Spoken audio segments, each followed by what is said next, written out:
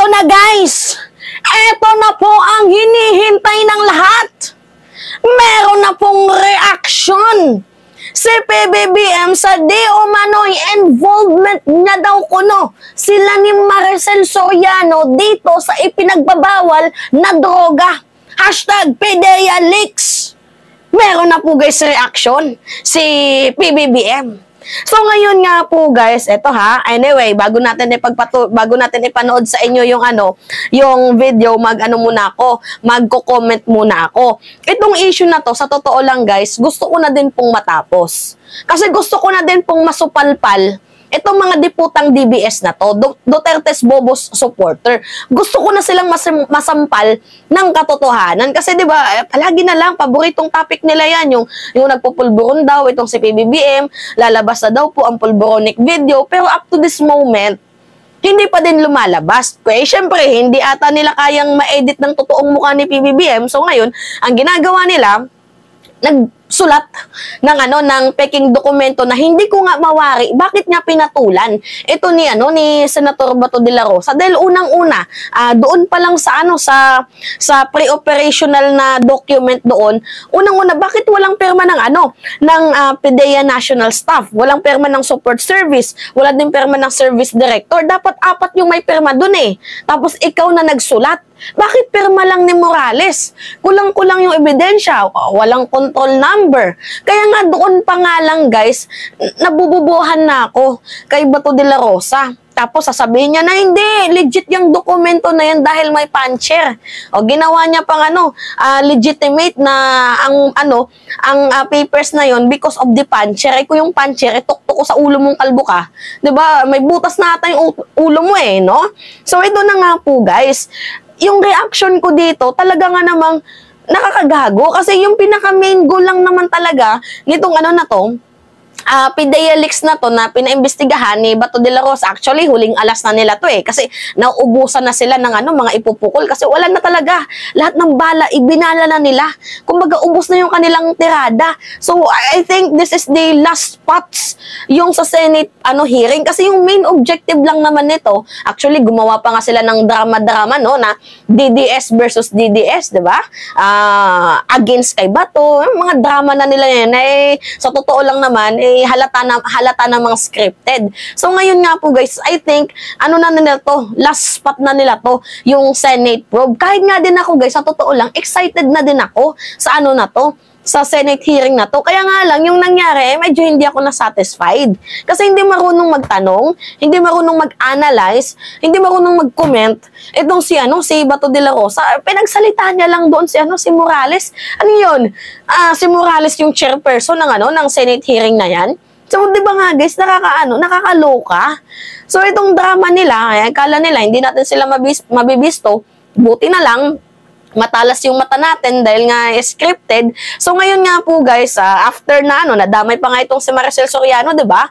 Dinamay nila yung Diamond Star na nanahimik. Na yung Diamond Star pala na tinutukoy nila is hindi naman pala si Maricel Soriano, bagkus ibang Maricel, kapangalan lang po nila. So ngayon nadamay pa itong si Maricel Soriano.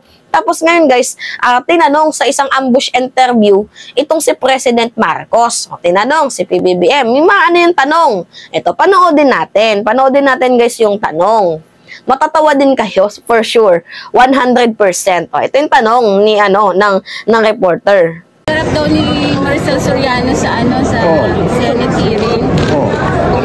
Parang binabanggit po nila na parang they're involved sa drug, something. Kami ni Bulong point of 12 daw po, Mr. President. Contrived yun. Diba? Kita nyo, tinawanan niya lang. Sino? Si involvement, sino? Diba? Gumaganon pa si PBBM, no? Sino? Diba? Gumaganon pa siya. So, ngayon nga po, guys, ano na masasabihin ng mga DDS? Guilty kasi hindi sinagot.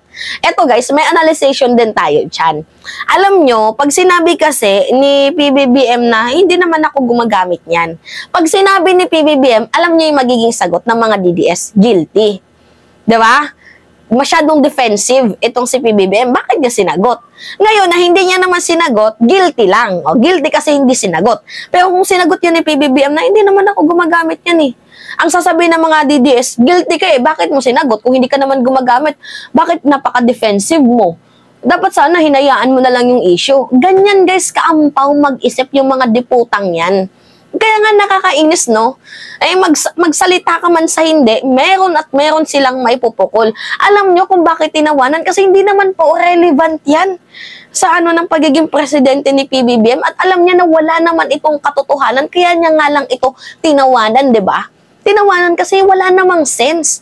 O, pero tanungin nyo guys sa mga malalalim na issue, sa foreign policy, tanungin nyo about sa economics. Kulang pa yung isang pad ng yellow pad na yan para sa mga sagot niya. Kasi, you know what guys, pag nagsumasagot itong si PBBM, talagang hindi yung pang Miss Universe lang nasagot eh. Talagang tinatackle niya talaga.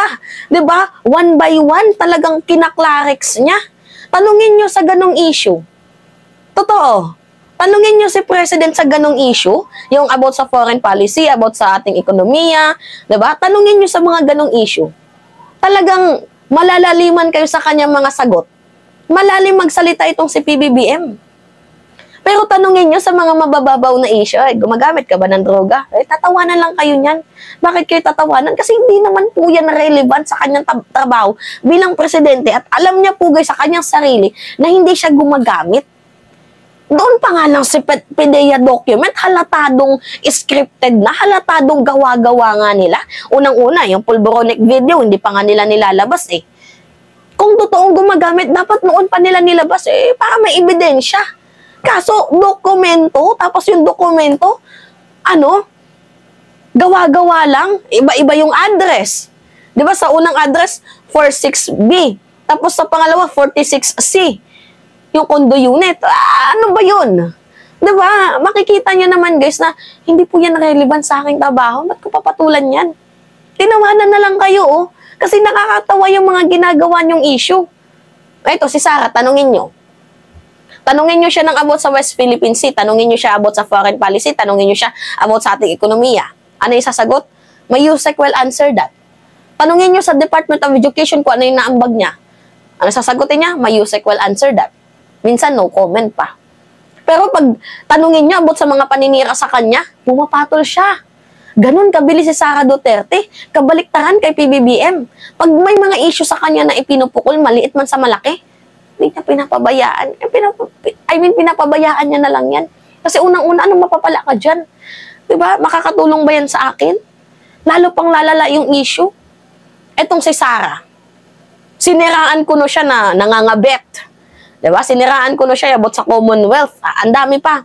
Demolition job daw yun para sa kanya. Ano yung ginagawa ng Hakbang Maisog? Hindi ba yung demolition job? Ha? Diba? Kaya nga nakakatawa na nga lang sila guys. Nakakatawa na nakakaawa. Sayawan nga natin.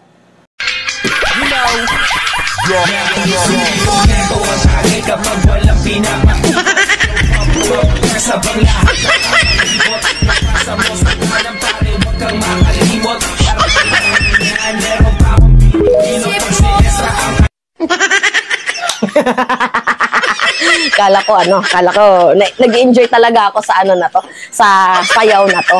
Kaya yung mga ganong issue, pinagtatawanan na lang yan. Tayo naman, sayawan na lang natin yan. Kasi wala naman tayong makukuha ang sense sa mga yan eh. Pero sinasabi ko sa inyo guys, sinisiraan nila si PBBM, hindi naman pwede na manahimik tayo. Nandito tayo eh. Ano yung silbi natin bilang mamamayang Pilipino na nakikita naman natin yung katotohanan tapos mananahimik tayo at magbulag-bulagan? Ano yung silbi ko bilang kabataan na nakikita at mulat sa katotohanan? Diba? Nandito tayo para ipagtanggol ang ating presidente. Kasi guys, ang kabagsakan ng ating Pangulo, kabagsakan din yan ng bansang Pilipinas. Hindi nyo ba naintindihan yon? Ha? Bumagsak ang ating presidente, hindi lamang po siya yung bagsak dito. Buong Pilipinas.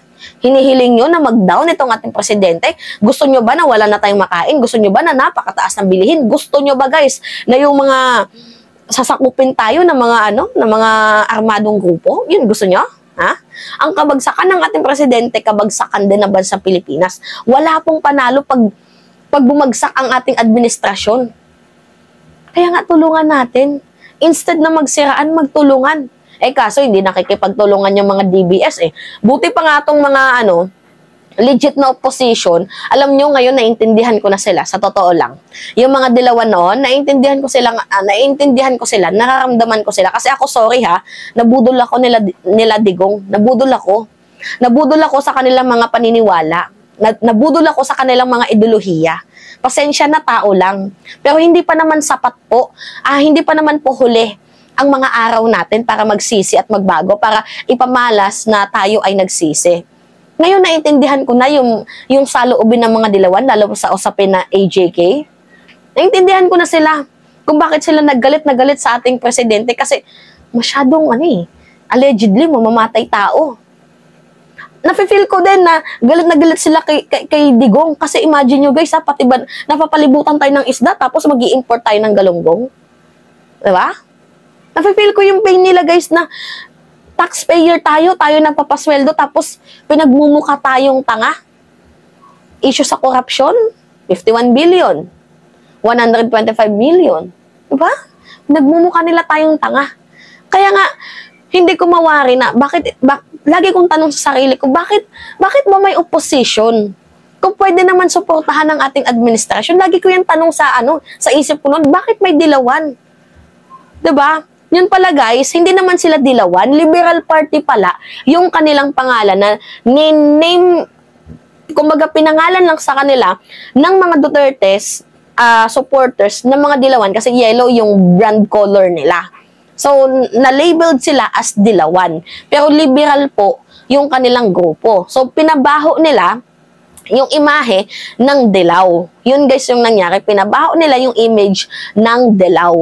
So, ngayon nga po guys, kaya ako naisip na, kaya pala sila nakikipaglaban kasi hindi na nila kaya yung ginagawang kasamaan ni Digong.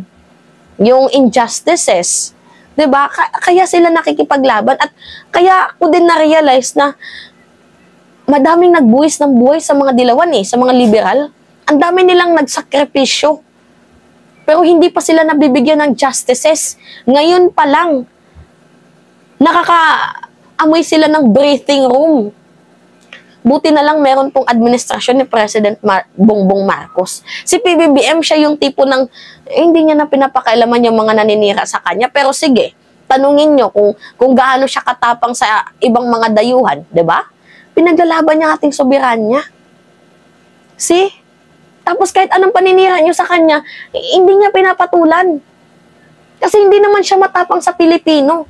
Matapang siya sa ibang dayuhan na umaalipusta sa atin, doon siya matapang na dapat naman, doon naman talaga binibigay ang katapangan ng isang tao. Bayan mo, papatayin mo, bayan mo, tatakutin mo, bayan mo, pagmumurahin mo, para ka namang tanga nun. Diba? Kaya nga, buti na lang may PBBM tayo. Maraming salamat PBBM, saludo kami sa'yo. So, yun lamang po guys. It's me again, si Mima Alicia nyo. At nagbabalik ulit para sa ating panibagong video.